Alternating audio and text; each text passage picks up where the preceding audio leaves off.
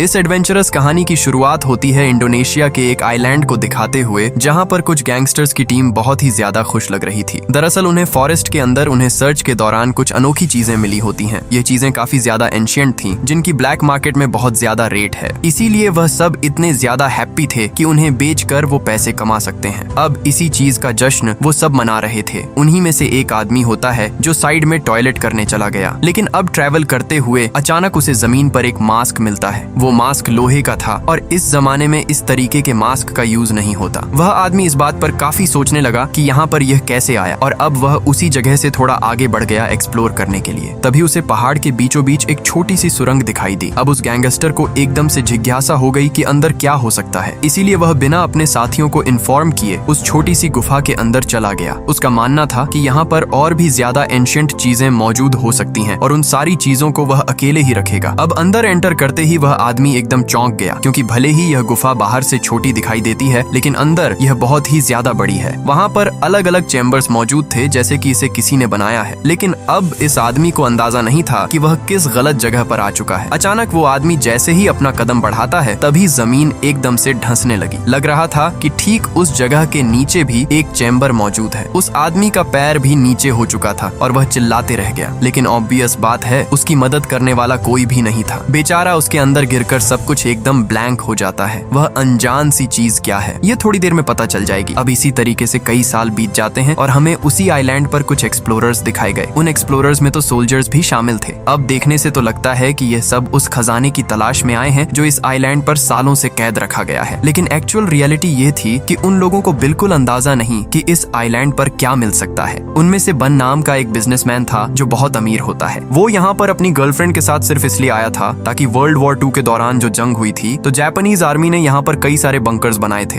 अब ऑब्वियस बात है कि उसके अंदर कई सारी एंशिएंट चीजें हो सकती हैं, और बैन को शौक था कि पुरानी चीजों की कलेक्शन जमा करना। उसने तो एक कैप्टन और कई सोल्जर्स को भी पैसे दिए होते हैं ताकि वह उनकी प्रोटेक्शन करें। जैसे क्या नाम की एक आर्कियोलॉजिस्ट भी उसके साथ होती है जो उन रिसर्च में उसकी मदद करेगी। फिलहाल तो वह सब एक्सप्लोर ही कर रहे थे, क्योंकि उन्हें कुछ मिला नहीं होता। कैप्टन अपने सोल्जर्स के साथ यह पूरा इंश्योर कर रहा था कि वो बेन और उसकी गर्लफ्रेंड को चोट नहीं पहुंचने देंगे। चाहे कुछ भी हो, वो उनकी प्रोटेक्शन करेंगे ही। तो अब सारे सोल्जर्स अपने कैप्टन द्वारा दिए गए कमांड को फॉलो करते हुए अलग अलग डायरेक्शन में जाते हैं। लेकिन तभी अचानक एक जगह से किसी सोल्जर के चिल्लाने की आवाज आई। ये देखकर सभी एकदम चौंक गए और उसे बचाने के लिए आगे बढ़े। पर पता चला कि एक गुफा के अंदर से किसी इंसान का स्केलेटन बाहर निकल रहा है। वैन और उसकी गर्लफ्रेंड काफी चौंक गए थे, लेकिन फिर बाद में पता चला कि यह तीसरे सोल्जर का एक मजाक था। उसे कुछ नहीं हुआ होता, वह तो सिर्फ सभी को डराने की कोशिश कर रहा होता है। कैप्टन को यह बात बिल्कुल पसंद नहीं आती और वह सोल्जर को डांटता भी है। लेकिन यहाँ बातों ही बातों में उन्होंने एक बंकर भी खोज निकाला था। तो अब बन जेसिका से कहता है कि तुम्हें अंदर जाना चाहिए ताकि कुछ इंपॉर्टेंट चीजें मिल जाएं। लेकिन जेसिका उस जगह पर जाने के लिए थोड़ा डर रही थी। इसीलिए अब बैन कैप्टन और सोल्जर से कहता है कि तुम बाहर रुको, और वह खुद जेसिका के साथ अंदर जाकर उसकी मदद करेगा। अंदर पहुंचकर जितनी भी यूनिक चीजें थीं, वो दोनों उसे एक्सप्लोर करने लगे। वहाँ बाहर की तरफ कैप्टन और सोल्जर्स में भी बातचीत चलती है कि बेन यहाँ पर आखिर क्यों आया है। अपनी जान जोखिम में डालकर इतना दूर आना, वह भी सिर्फ बंकर के लिए, ये एकदम बेवकूफी है।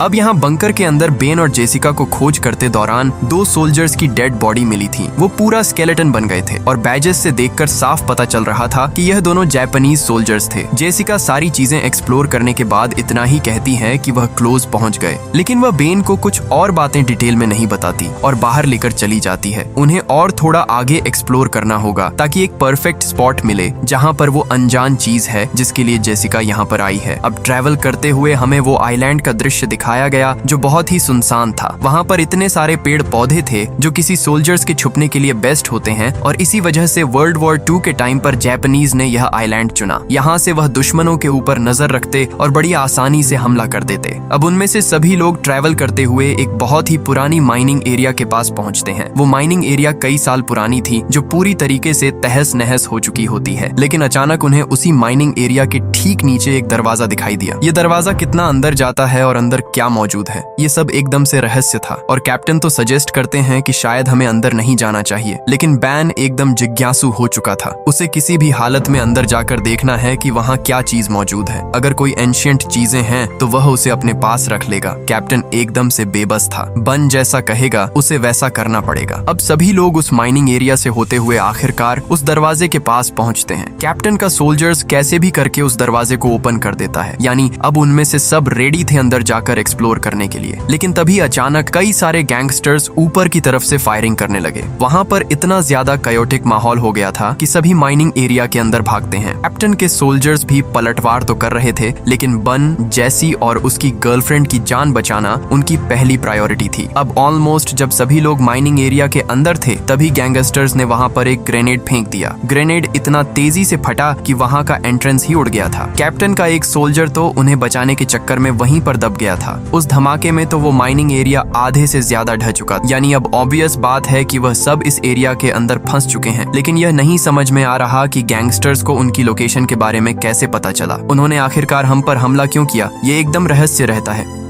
अब थोड़ी देर बाद सभी होश में आते हैं और देखते हैं कि उसके कितने लोग घायल हुए। कैप्टन का एक सोल्जर तो घायल होने के कारण मरने ही वाला होता है। इसीलिए अब सभी लोग ये पूछने लगते हैं कि यह हुआ कैसे। इस मोमेंट पर बहुत सोचने के बाद बैन आखिरकार एक सच्चाई सभी को बता ही देता है। उसने कहा कि कई साल पहले मेरे फादर भी इस आइलैंड पर आए थे और उनका मानना था कि यहाँ बड़े पैमाने पर गोल्ड और खजाने रखे गए हैं, लेकिन आज तक उसे कोई ढूंढ नहीं पाया। इसीलिए यह बात सिर्फ बैन और जेसिका को ही पता थी कि इस आइलैंड पर खजाना है, और यह भी एक रीजन था कि वह सब यहाँ पर आए हैं। बैन अंदाजा लगाता है कि शायद जिन गैंगस्टर्स ने उनके ऊपर हमला किया उन्हें भी इस राज के बारे में पता है और इसी वजह से उन सब की जान खतरे में पड़ गई। अब कैप्टन इस बात पर बहुत गुस्सा होता है क्योंकि यह चीजें बन ने पहले नहीं बताई और अब यह क्योटिक माहौल उसकी वजह से ही क्रिएट हुआ है। कैप्टन को बहुत बुरा लग रहा था कि उसका एक सोल्जर मारा गया और अब कैप्टन ने डिसाइड कर लिया है कि वह अपने लोगों को लेकर यहाँ से जाएगा, चाहे कुछ भी हो जाए वो बन का और साथ इसमें नहीं दे सकता। बन और जैसिका यह बात समझ तो चुके थे, लेकिन वापस जाने का रास्ता बंद हो चुका होता है। वहाँ बड़े बड़े पत्थर गिर चुके हैं, यानी कि उन्हें कोई और वे देखना होगा बाहर निकलने का। कैप्टन और बाकी सोल्जर्स सब आगे बढ़कर चारों तरफ देखने लगते हैं। अचानक उन्हें सामने एक रास्ता दिखाई दिया। अब नोटिस करने पर तो यह गुफा छोटी दिखाई देती है, लेकिन जैसे ही वह उस रास्ते की तरफ बढ़े जो नीचे की तरफ जा रहा था, तब जाकर पता चला कि यह तो सिर्फ इस गुफा की शुरुआत है। अंदर एक बहुत ही बड़ा बंकर बनाया गया था। आखिर वहाँ पर क्या क्या अनोखी चीजें हो सकती हैं, थोड़ी देर में पता चल जाएगा। कैप्टन और सोल्जर्स के पीछे सभी लोग एकदम डर कर आगे बढ़ रहे थे। अब उन सीढ़ियों से उतरने के बाद वह सब एक लकड़ी के पुल पर आ गए। पहले लगा कि यह पुल टूट जाएगा, लेकिन अभी भी एकदम वह स्ट्रांग था। उनके ऊपर पैर रखते ही अचानक वहाँ की लाइट्स ऑन हो गई। कैप्टन सभी को रुकने के लिए कहता है क्योंकि यहाँ पर दुश्मन हो सकते हैं। बड़े बड़े फ्लैग्स भी लगाए गए थे जापानीज गवर्नमेंट के, जो कई साल पहले के होते हैं। लेकिन कैप्टन यह बात नहीं समझ पाता कि अगर यह चीजें कई साल पुरानी है तो फिर ये लाइट्स अपने आप ऑन कैसे हुई। इतने टाइम तक कोई भी जनरेटर सही नहीं हो सकता, यानी जरूर कोई ना कोई उनके ऊपर नजर रख रहा है और इसकी सावधानी उन्हें बरतनी होगी। कैप्टन धीरे धीरे करते हुए आगे बढ़ जाते हैं और उस लकड़ी के पुल को क्रॉस कर देते हैं। अब अचानक उनकी टीम एक ऐसी चैम्बर में पहुंच गई जो किसी स्टोर रूम जैसा था। वहां पर कई सारी दवाइयां रखी गई थी और मास्क भी होते हैं जो कि नॉर्मल वर्कर्स नहीं पहन सकते। वो किसी वैज्ञानिक या फिर एक्सपेरिमेंट का हिस्सा लग रहा होता है। थोड़ी जांच और करने पर उन्हें फोटोग्राफ्स के साथ साथ डॉक्यूमेंट्स भी मिले उन एक्सपेरिमेंट के, जो कि जापानीज गवर्नमेंट उन लोगों के साथ करती थी जो पकड़े जाते थे, यानी उनके ऊपर अलग टाइप के एक्सपेरिमेंट और टॉर्चर करना। एक तरीके से देखा जाए तो उन लोगों को वहाँ सारे डॉक्यूमेंट्स मिल गए थे जो कि जापानीज गवर्नमेंट वर्ल्ड वॉर 2 के दौरान करती थी। उनका पूरा प्लान, वो कैसे हमला करने वाले हैं और आगे क्या करेगी। यहाँ पर कैप्टन को इन चीजों के ऊपर बिल्कुल भरोसा नहीं होता। वो ये बिल्कुल बिलीव नहीं कर पा रहा था कि जापानी सोल्जर्स इस जगह का यूज करेंगे इतना बड़ा खजाना छुपाने के लिए। उसने तो यही कह दिया कि शायद ये पूरी इन्फॉर्मेशन गलत है और उसमें वो बैन और जेसिका का साथ बिल्कुल नहीं देगा।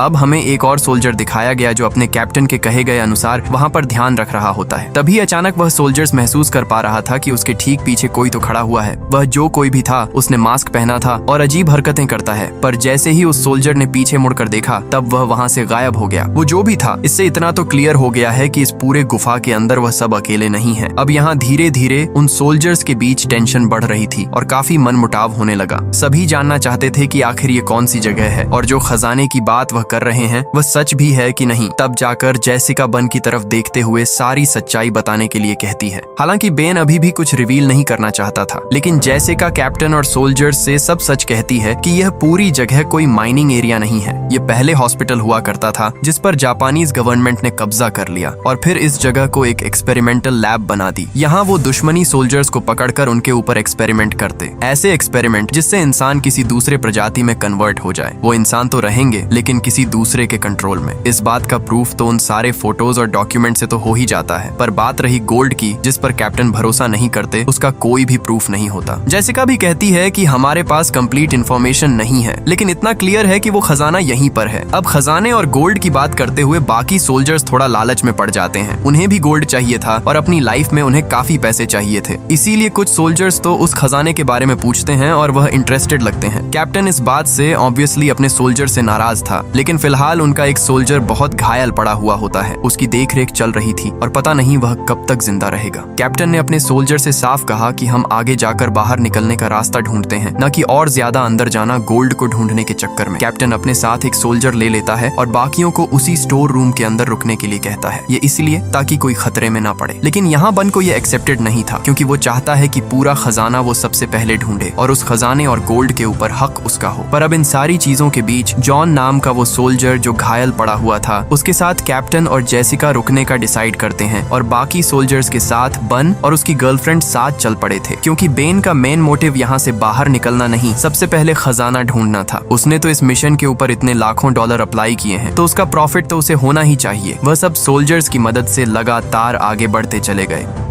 अब यहाँ घायल पड़े हुए सोल्जर जॉन के पास कैप्टन जेसिका से कुछ बातें करता है। कैप्टन ने जेसिका को अपनी लाइफ के बारे में बताया कि कैसे वह पहले सेल्फिश था। सेना में होने के बावजूद भी वह सिर्फ अपने बारे में सोचता। उसने अपनी जिंदगी में कई सारी लड़ाइयां लड़ी और कई लोगों को मारा, लेकिन कुछ टाइम बाद उसने यह सब क्विट कर दिया। तब से लेकर आज तक उसने किसी की भी जान नहीं ली है। जेसिका कैप्टन की कहानी सुनकर काफी भावुक हो जाती है, पर वहाँ बन और बाकी सोल्जर्स एक ऐसी जगह पर पहुंच गए जहाँ नीचे की तरफ कई सारी लोहे की जालियां लगी थी। देखकर लगता है कि वो एक अलग ही कमरा है जिसमें डिफरेंट चीजें की जाती हैं। बन को तो नीचे की तरफ एक हेलमेट भी मिला जिस पर यूएस आर्मी के बारे में लिखा था, यानी ऑब्वियस है यहाँ पर यूएस सोल्जर्स जरूर आए होंगे। सोल्जर्स प्रोटेक्ट करते हुए जब थोड़ा और अंदर जाते हैं तो उन्हें एक्सपेरिमेंट वाली चीजें मिली जो ऑब्वियसली किसी इंसानों के ऊपर करते थे, यानी जेसिका की कही गई बात एकदम सच है। जहाँ पकड़े गए कैदियों के ऊपर टॉर्चर और एक्सपेरिमेंट किए जाते हैं। इनफैक्ट इतना ही नहीं, उन्हें तो बड़े बड़े जार्स दिखाई देते हैं जिसके अंदर इंसानों के कटे गए बॉडी पार्ट्स रखे गए थे। ये इतने ज्यादा घिनौने थे कि कोई उसे देखकर उल्टी कर दे। बन तो अपनी गर्लफ्रेंड के साथ उस पूरी जगह को और भी ज्यादा एक्सप्लोर करने लगता है। भले यह डरावना था, लेकिन उसे खजाना ढूंढना है। अब यहाँ जॉन नाम के उस सोल्जर जो कि बहुत ज्यादा घायल था, ग्रेनेड हमले में उसे जमीन पर कुछ हिलता हुआ दिखाई देता है। वो जब नोटिस कर रहा था तो ऐसा लगता है कि कोई जमीन में उसे खींच रहा है। अब जैसे ही वह उसे देखने गया तो पता चला कि वह जमीन के अंदर गिरने लगा है, सेम उसी तरीके से जैसा कहानी की शुरुआत में वो गैंगस्टर गिरा था। किसी ने जॉन नाम के उस सोल्जर को मिट्टी के अंदर से ही खींच लिया। कैप्टन और जेसिका जैसे ही यह नोटिस करते हैं, वह तुरंत ही उसे पकड़ने के लिए गए। उस गड्ढे के अंदर वह जल्द से जल्द खोदने लगे ताकि जॉन को बचाया जा सके।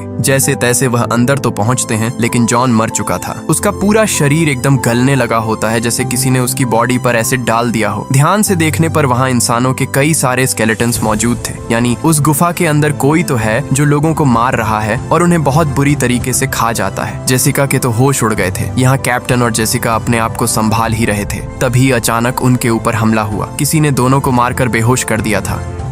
दूसरी तरफ हमें एक सोल्जर दिखाया गया जो गोल्ड ढूंढने के लिए अलग ही निकल पड़ा था, लेकिन उन सोल्जर्स के ऊपर किसी ने हमला कर दिया। ये ऐसे लोग थे जिनकी बॉडी एकदम से गल चुकी थी और चेहरे पर लोहे के मांस लगे हुए थे। देखने से पता ही नहीं चल रहा था कि वो इंसान है या फिर जानवर। वो इतने बुरी तरीके से सोल्जर के ऊपर झपटते हैं कि उसकी आंखों को ही फोड़ देते हैं। बेचारा सोल्जर्स कैसे भी करके अपने आप को बचा रहा था। और ध्यान से देखा जाए तो इन अजीब से क्रिएचर वाले लोगों ने जो मास्क पहना हुआ है, वैसा ही सेम मास्क कहानी की शुरुआत में उस गैंगस्टर को मिला था। यानी असली रहस्य तो अब रिवील हो रहा है। उन खतरनाक क्रिएचर वाले लोगों ने एक सोल्जर को मार दिया और अब बचा था दूसरा सोल्जर। वो अपने आप को बचाने की कोशिश तो कर रहा था, लेकिन क्रिएचर्स की संख्या बढ़ती जा रही थी। बहुत लड़ने के बाद एक मोमेंट ऐसा आता है जब वह हार मान चुका था और अब शायद वह सभी इंसानी क्रिएचर्स उसे खत्म कर देंगे। लेकिन इन चीजों का शायद उन सोल्जर को पता नहीं था और ह्यूमनॉइड करिए चेस ने उन्हें मार दिया। दूसरी तरफ दिखाया जाता है कैप्टन और जेसिका को, जिसके सामने मास्क पहना हुआ एक आदमी खड़ा था। था। उसके हाथ में वेपन होता है और वह अपने आप को वर्ल्ड वॉर 2 का जापानी सोल्जर बता रहा था। कैप्टन और जेसिका अपना सर झुकाकर उसे समझाने की कोशिश करते हैं। अब वो जो कोई भी जापानी सोल्जर था वह तो यह कहने लगा कि जापान वर्ल्ड वॉर 2 जीत चुकी है और चारों तरफ उनका ही राज हो चुका है, पर अभी भी जंग जारी है, इसीलिए वह वर्ल्ड वॉर 2 के बाद से यहीं पर रहे और कभी बाहर ही नहीं निकले। लेकिन जेसिका उस आदमी को साफ कहती है कि जापान हार चुका है, उन्होंने पहले ही सरेंडर कर दिया था और अब तो यह 20 सेंचुरी चल रही है। वो जापानीज सोल्जर एकदम चौंक गया हो और अपने वेपन नीचे करता है। तब जाकर जेसिका ने उसे टैब पर कुछ वीडियोस दिखाए। ये वीडियोस में साफ पता चल रहा था कि जापानीज गवर्नमेंट के प्रेसिडेंट सरेंडर कर रहे हैं, यानी वो सब हार चुके हैं और जंग सालों पहले खत्म हो चुकी है। उस जापानी सोल्जर ने अपना मास्क हटाया और पता चला कि उसका चेहरा एकदम से खराब हो चुका है। वो एकदम से शॉक में था कि उसे तो यह बात पता ही नहीं होती और तब से उसे यही लग रहा है कि बाहर अभी भी जंग जारी है। इसी वजह से वह सालों से यहीं पर कैद है। ये चीजें अगर उसे थोड़ी देर पहले भी पता होती तो वह अपने साथी को बचा लेता, क्योंकि वह तो स्ट्रेचर पर जो लेटा था वह मर चुका है। जब वह जापानी सोल्जर थोड़ा इमोशनल होकर नीचे गिर पड़ा था तो कैप्टन ने मौका देकर उसका ही वेपन सामने रख दिया। यह इसलिए क्योंकि उसके साथ डील करना खतरनाक हो सकता है। कैप्टन और जेसिका पूरी कोशिश कर रहे थे कि वो उस अनजान सोल्जर से सब कुछ उगलवा लें। उन्होंने पूछना स्टार्ट कर दिया कि तुम्हारी ऐसी हालत कैसे हुई और इतने सालों बाद भी तुम कैसे जिंदा हो यहाँ पर। तब जाकर सोल्जर बताता है कि जापानीज वैज्ञानिकों ने जो इंजेक्शन और जो एक्सपेरिमेंट उनके ऊपर किए थे ये उसका नतीजा है, यानी उन सोल्जर्स की टीम के ऊपर अलग अलग एक्सपेरिमेंट कराए गए और ये सारी चीजें ये बोलकर होती हैं कि तुम कभी बूढ़े नहीं होगी, तुम्हारी जवानी हमेशा बरकरार रहेगी। वैज्ञानिकों ने तो बाहर जाने का रास्ता भी बंद कर दिया था और जो बचे हुए एक आध रास्ते थे वह सिर्फ उन्हें ही पता था। यह बात सुनने पर जेसिका और कैप्टन काफी शॉक में हो गए, पर वह सोल्जर बताता है कि जापानीज वैज्ञानिक यहीं पर नहीं रुके, वह अपने एक्सपेरिमेंट को नेक्स्ट लेवल तक लेकर जाना चाहते थे, इसीलिए उन्होंने हम सभी को यहाँ पर कैद किया और अलग अलग इंजेक्शन देने लगे। इस इंजेक्शन से वह एक्चुअली यह चाहते थे कि सभी सोल्जर्स एक ऐसी आर्मी बना लें जो कभी भी नहीं मरती हो और उनके लिए काम करें, यानी जापान के लिए ऐसे सोल्जर्स जो डेड हैं लेकिन अपने दुश्मन को बहुत बुरी तरीके से चोट पहुंचा सकते हैं। ना ही इन्हें कोई मार सकता है बल्कि यह कुछ टाइम बाद वापस जिंदा हो जाएंगे। उस जापानी सोल्जर ने तो एक डार्क रियलिटी जापान के बारे में सब बता दी थी, यानी कि ऐसी सेना जो पूरे देशों पर अपने आप ही कब्जा कर ले। कैप्टन और जेसिका टेंशन में आकर उससे बाहर निकलने का रास्ता पूछते हैं। उस भयानक सोल्जर ने कहा कि पहला रास्ता ढक चुका है, एक और रास्ता है, लेकिन वहां पर जाना खतरे से खाली नहीं होगा।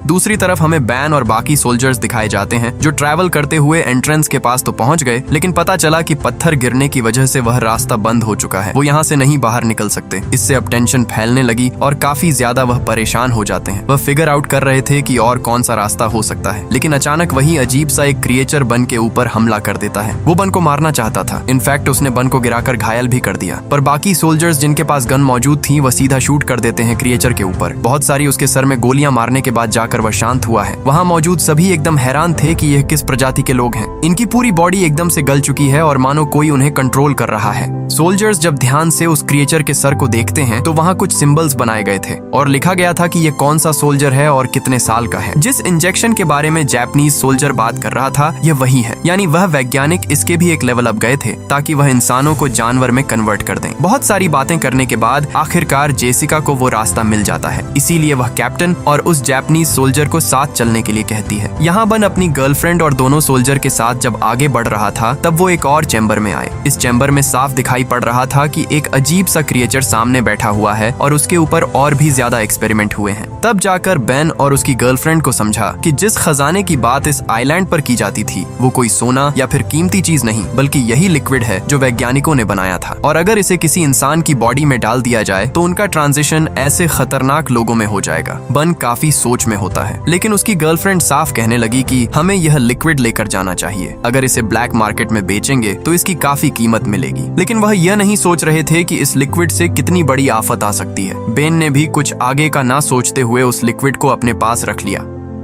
अब वो सोल्जर्स थोड़ा और आगे बढ़ते हैं जहां से उन्हें बाहर निकलने का रास्ता मिले। वो एक बड़ा सा डोर था जिसे ओपन करने के बाद एक गुफा आती है। अब जैसे ही वह गुफा में आगे बढ़ने के लिए कदम रखते हैं तब एक शॉकिंग चीज सामने आई। सीधे देखने पर वहां पर कई सारे क्रिएचर्स वाले इंसान मौजूद थे जो एक आर्मी की तरह खड़े होते हैं, यानी वैज्ञानिकों द्वारा बनाए गए वो फाइनल सोल्जर्स जो जापानीज गवर्नमेंट चाहती थी दुश्मनों से लड़ने के लिए। उस गुफा में इतनी बड़ी जापानीज आर्मी थी जो कि पूरी तरीके से इमॉर्टल है।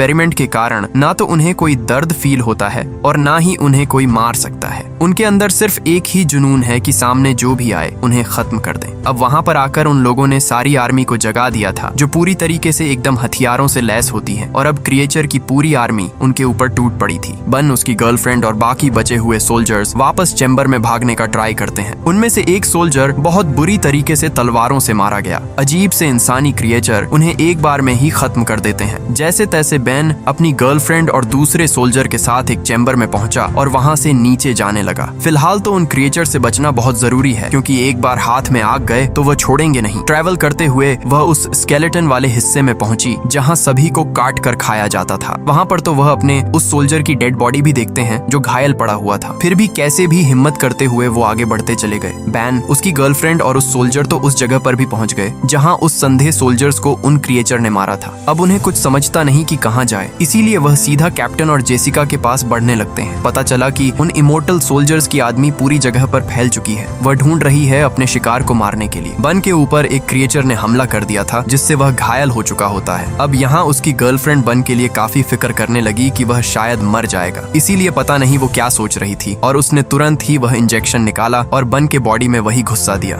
उसे लग रहा था कि इस इंजेक्शन की वजह से बन जिंदा रहेगा। अब वो सारे इमोर्टल सोल्जर्स उस जगह पर भी पहुंच जाते हैं जहां पर कैप्टन और जेसिका थे। कैप्टन जेसिका तो वहां से भाग जाते हैं अपनी जान बचाकर, लेकिन वो जापानीज सोल्जर जो ऑलरेडी इन्फेक्टेड था वो सरेंडर कर देता है। सारे इमोर्टल सोल्जर्स इतने ज्यादा बेरहम थे कि वो काफी बुरी तरीके से मौत देते। सभी आगे तो चल रहे थे, लेकिन बन की गर्लफ्रेंड उन्हें धोखा दे देती है। वो सिर्फ बन के बारे में सोच रही थी और उसे लेकर एक केव के अंदर जाकर छुप गई। पर यहाँ बन के अंदर जो लिक्विड गया था उससे वह कन्वर्ट होने लगा उन्हीं इमोर्टल लोगों में। उसकी हालत इतनी खराब हो जाती है कि कुछ ही देर में वो आउट ऑफ कंट्रोल हो गया और अपनी गर्लफ्रेंड को जान से मार दिया। यानी यह लिक्विड सच में काम करता है। कैप्टन और बचे हुए एक सोल्जर को भी वह पकड़ लेते हैं और एक एक करके मारने लग जाते हैं। कैप्टन मर चुका था और उसके साथ बचा हुआ एक सोल्जर भी लड़ने की कोशिश करता है, पर देखने से लग रहा था कि उन सोल्जर्स के पास भी हाई IQ वाला दिमाग है। वो अच्छी तरीके से न ही उसे रोक रहे थे, बल्कि उसे एक साथ खत्म भी कर देते हैं। यानी अब ऑलमोस्ट सभी मर चुके हैं सिवाय जेसिका के। जेसिका वहां से बाहर निकलने का रास्ता ढूंढ लेती है और पानी के रास्ते ऊपर आ जाती है, पर उसके साथ पानी के अंदर से कोई और भी आया था। बाहर वही इमोर्टल सोल्जर निकलता है जिसने कि जेसिका को पकड़ा और जान से मार दिया। धीरे धीरे करके उन पूरी इमोर्टल सोल्जर की आर्मी बाहर आ जाती है और अब वो बढ़ चले थे आगे की तरफ जहां वो सभी को मारेंगे। यानी इससे ये बात तो कंफर्म है कि अब शायद एक नई जंग शुरू होने वाली है। ऐसी जंग जहां पर इमोर्टल सोल्जर्स जिन पर एक्सपेरिमेंट करके बनाया गया है वो लोगों को चुंच कर मारेंगे। हमारी भी कहानी इसी खतरनाक एंडिंग के साथ यहीं खत्म हो जाती है।